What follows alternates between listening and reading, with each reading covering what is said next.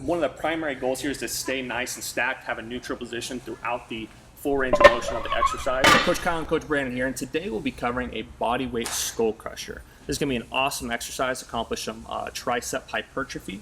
Kyle, why don't you go ahead and get position here? Beautiful. Let's go ahead and go through a couple of good reps.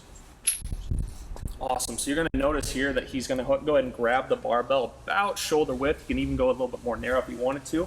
His feet are far enough away to where he can actually touch the top of his head at the bottom rather than miss it completely or turn it into a push-up. Let's go ahead and cover a few faults to start things off. Beautiful. So right now he's obviously having a lot of flexion going on here. One of the primary goals here is to stay nice and stacked, have a neutral position throughout the full range of motion of the exercise. Into extension here for you. You can also go into extension like that, which is also not pretty at all. We want to make sure we're nice, stacked, and braced throughout the entirety of the exercise. Next is going to be elbow position. So when it comes to elbows, a really common fault is having them flare out like that, which takes a lot of the tension off the triceps, which we're trying to keep it on. So he's going to go ahead and tuck his elbows throughout the entirety of the movement. Just like that. Beautiful. And then the last fault is going to be him missing the bar completely because his feet are either too close or too far away. Just like that. So obviously if it looks like this, his feet are far too close, you need to put them back quite a ways. Awesome. Just like that. Perfect. Right on top of the head, and that's exactly where it should end up.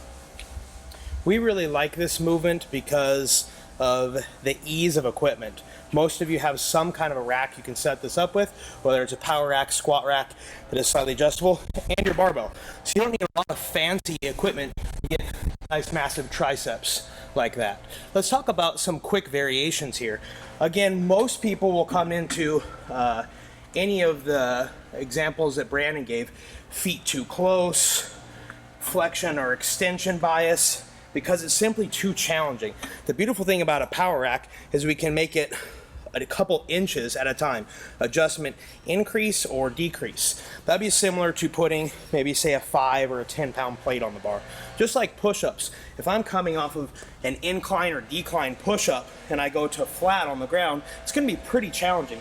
So don't expect to jump from here to here in one day. Make those nice small incremental adjustments.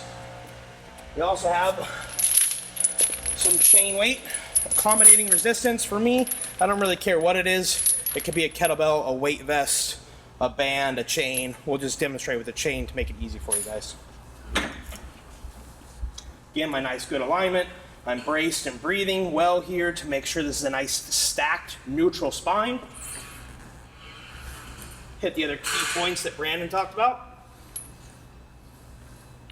And we're good. Increasing load. Perfect. Anything to add there, sir? Like I said, one of my favorite parts about this exercise is it's so easily modifiable. You can do it on a kitchen counter if you wanted to. So yeah, a lot of, yeah. No excuse for not growing triceps like that. Thanks, guys.